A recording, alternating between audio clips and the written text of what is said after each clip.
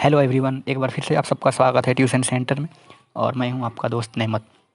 एक बार फिर से मैं हाजिर हूं नया वीडियो लेके, जिसका टॉपिक है राफेल विमान की विशेषताएं।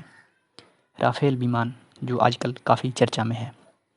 तो अगर आप इस चैनल पे नए हैं तो प्लीज़ इस चैनल को सब्सक्राइब कर दें, वीडियो को लाइक कर दें और शेयर कर दें। तो बिना देर किए हुए वीडियो शुरू करते हैं। राफेल विमान। राफेल एक लड़ाकू विमान है जिसे मल्टी रोल फाइटर विमान भी कहा जाता है, जो कि फ्रांस की डसॉल्ट एविएशन नाम की कंपनी बनाती है। राफेल ए श्रेणी के पहले विमान ने 4 जुलाई 1986 को उड़ान भरी थी, जबकि राफेल सी श्रेणी के विमान ने 19 मई 1991 को उड़ान भरी थी। वर्ष 1986 से 2018 तक इस विमान के 165 यूनिट बन चुकी है। राफेल ए, बी, सी और एम श्रेणी में एक सीट और डबल इंजन में उपलब्ध है। भारत और चीन के बीच बढ़ते खट्टे रिश्तों के बीच फ्रांस की डसॉल्ट एविएशन नाम की कंपनी ने भारत को 5 राफेल जेट एयरक्राफ्ट भेज दिए हैं, जबकि 5 अन्य अभी भारत नहीं आए हैं, क्योंकि उनके लिए भारत के पास पायलट्स को प्रशिक्षण किया जा रहा है। राफेल 36,000 फीट से लेकर 50,000 फीट ऊंचाई तक उड़ान भरने में सक्षम है और इसकी रफ्तार 1920 किलोमीटर प्रति घंटे है। फ्रांस द्वारा 5 राफेल विमानों की पहली खेप 19 जुलाई को भारत पहुंच गई।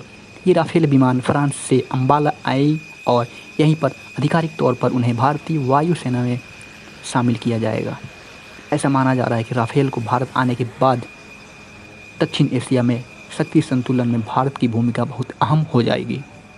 राफेल विमान की कुछ विशेषताएं इस प्रकार से हैं।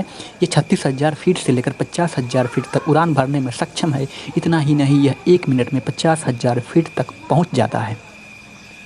यह 3700 किलोमीटर की रेंज कवर कर सकता है। इसकी रफ्तार 1920 किलोमीटर प्रति घंटे है।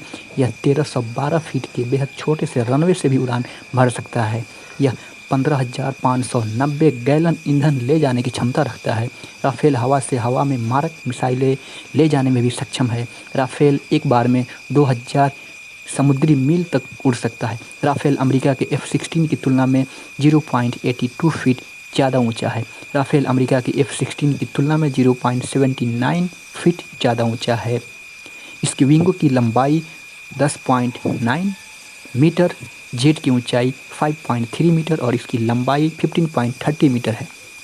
भारत ने अपनी वायुसेना को मजबूत करने के लिए वर्ष 2007 में मल्टी रोल नए लड़ाकू विमानों के लिए टेंडर जारी किए थे, जिसमें अमेरिका के F-16, F-18, रूस के MiG-35, स्वीडन की ग्रिपेन, फ्रांस के राफेल और यूरोपीय समूह के यूरोफाइटर टाइफून को दावेदारी पेश की गई थी।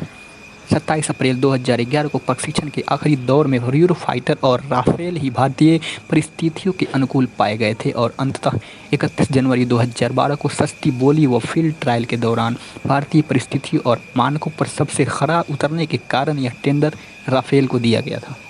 वैसे भारत इस जेट को खरीदने के लिए भारी भरकम रकम भी चुकाने को तैयार है। हालांकि इस विमान को सही कीमत विवादों के घेरे में है, इसलिए यहाँ बताना मुश्किल है।